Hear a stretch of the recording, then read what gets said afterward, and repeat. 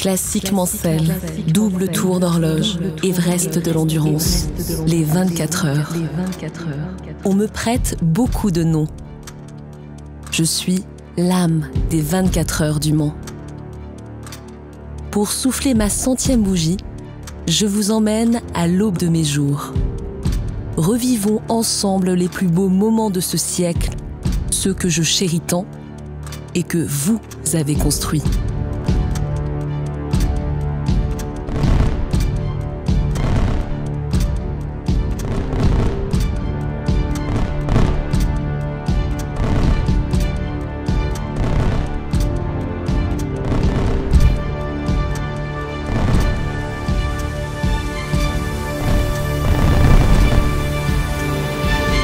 Paris, sous la voûte du Grand Palais, au Salon de l'Automobile. Durand, Farou, Coquille, mes pères fondateurs me donnent naissance. Ce sera une course pour voitures de série. Sur circuit, pour que les constructeurs puissent les perfectionner. Dans la Sarthe, évidemment. Le berceau du Grand Prix de l'ACF depuis 1906. 8 heures de course, 4 heures de jour, 4 heures de nuit. Et pourquoi pas 24 heures. Mes amis, je m'en occupe avec l'ACO.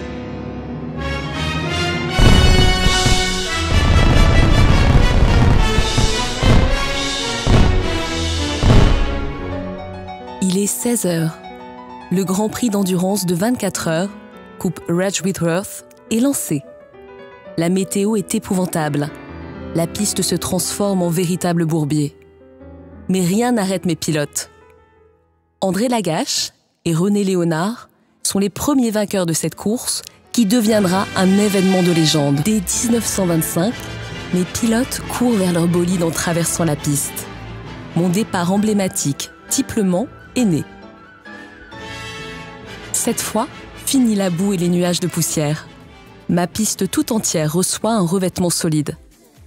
Je suis à l'origine du macadam moderne. Je suis le rendez-vous incontournable des pilotes et des constructeurs. Au détour des stands, je croise Marguerite Mareuse et Odette Sicot, adossées à leur Bugatti. L'endurance au féminin est née. L'ambiance est folle.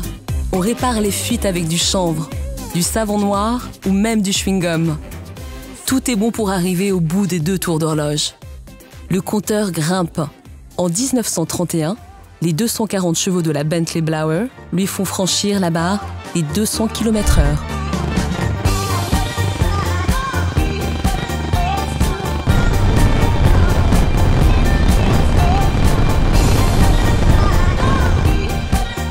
Les Hunaudière, Mulsanne, Maison Blanche, Arnage. Mon tracé s'affine et je trouve ma taille idéale. Mais en 1939, la guerre éclate, m'obligeant à couper le contact pendant 10 longues années. Les bombes et les fusils se sont tus. Je sors peu à peu de ma torpeur dévastée par la guerre. De vastes travaux de reconstruction démarrent en février 1949. Quelques mois plus tard, entre les accotements fraîchement rénovés du virage de Mulsanne, je vois une nouvelle arrivante. Une lueur rouge vif estampillée d'un cheval cabré sur fond jaune. Ferrari intègre ma course et la remporte dès la première année. Peut-on voir un signe derrière le numéro 22 et son pilote Luigi Chinetti qui assure seul 22 heures au volant ?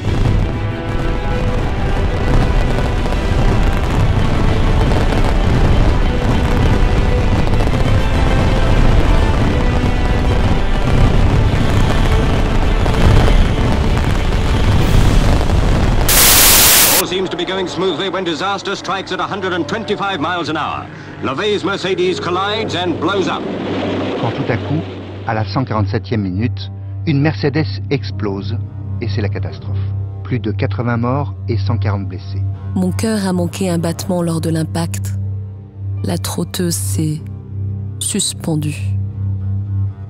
J'assistais, impuissante, à ce qui devenait sous mes yeux le plus grave accident de l'histoire du sport automobile. Plus jamais.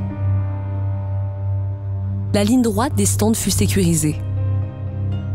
Partout dans le monde, les normes de sécurité évoluèrent sur les circuits. le sport automobile est ainsi fait. Derrière la performance et le danger de la vitesse, ces fondations s'ancrent dans un profond respect, une volonté d'innover, de se surpasser et de sublimer les hommes et leurs créations mécaniques, pour que jamais la course ne s'arrête.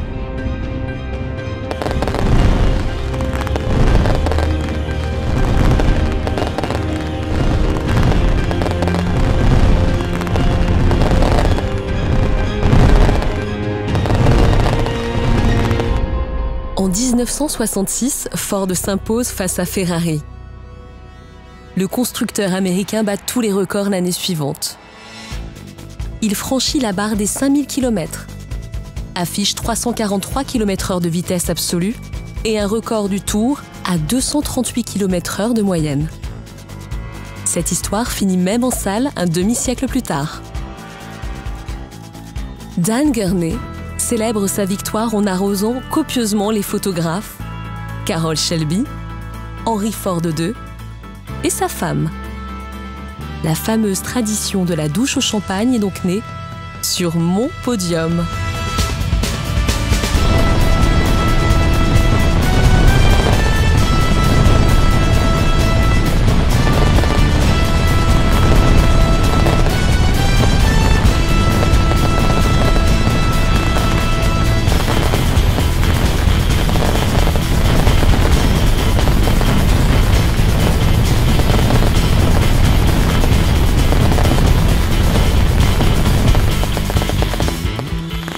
Jackie Ickx rejoint sa GT40 en marchant.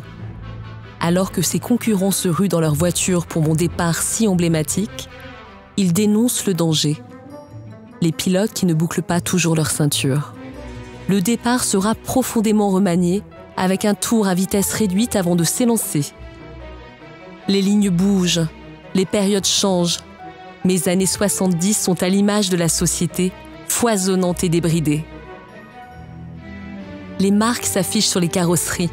Souvenez-vous de cette Porsche 917-20 que l'on avait surnommée le cochon rose. À cette époque, ses grandes sœurs s'offraient une valse de podium.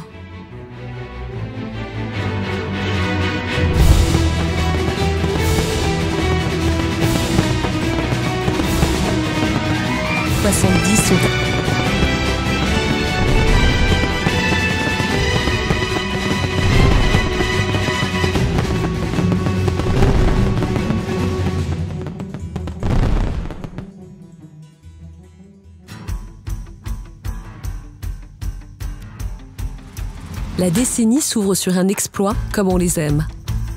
Jean Rondeau, enfant du pays et sa bande de copains, construisent leur propre voiture et remportent une victoire triomphale. L'euphorie des Manceaux est alors sans limite. Magique. Magique, Jackie Ickx l'est également. Lors de ma 50e édition, il remporte sa 6e victoire sur mon circuit et devient Monsieur Le Mans.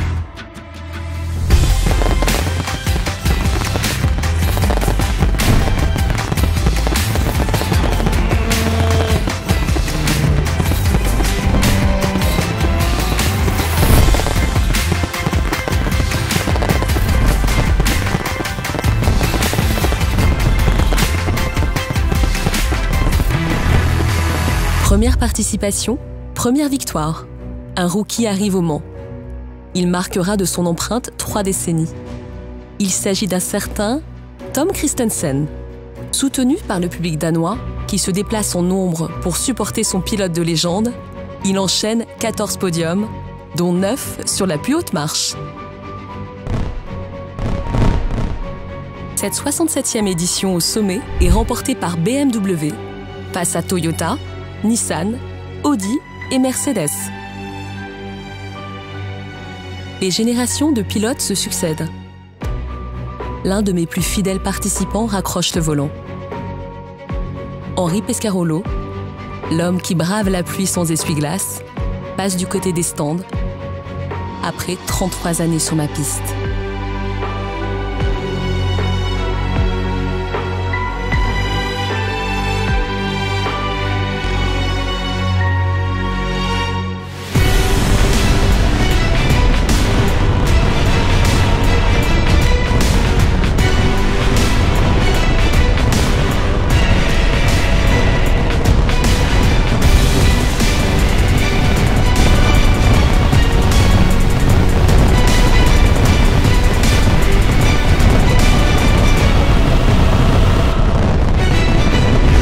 XXIe siècle.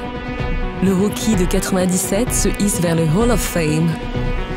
Tom Kristensen remporte 9 victoires et le surnom de Mr. Le Mans.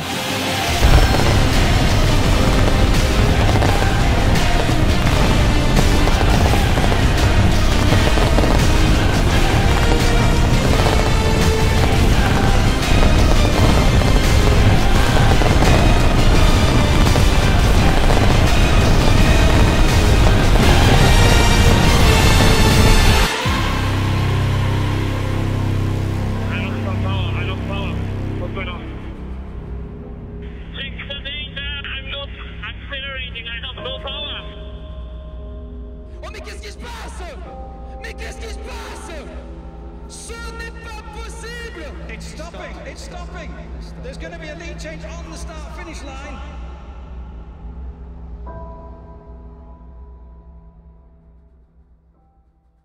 « 3 minutes, 14 secondes et 791 centièmes, à plus de 252 km/h de moyenne. Un record du Tour que signe Kamui Kobayashi. De quoi galvaniser Toyota, qui détrône Audi en 2018 après 33 ans de participation. Gagner ma course, c'est aussi ne jamais renoncer. Toujours plus vite, toujours plus précis, plus fiable. Ma piste est leur laboratoire. Ingénieurs, mécaniciens, équipementiers, si vos voitures roulent si bien, c'est aussi grâce à eux. Ils ont repoussé les limites sur ma piste. Voyez, en 100 ans, tout ce qu'ils ont pu accomplir.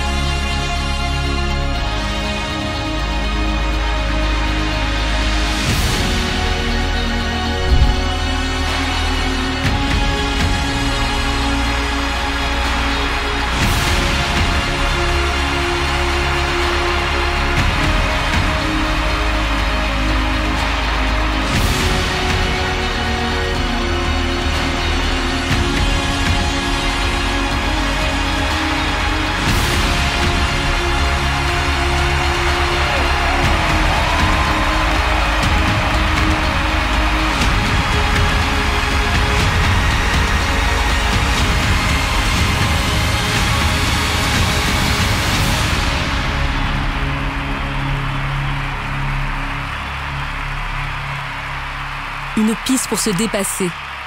Un public pour frémir à chaque virage. Des passionnés pour tout réinventer. Au Mans, il se pourrait bien que 24 heures durent une éternité.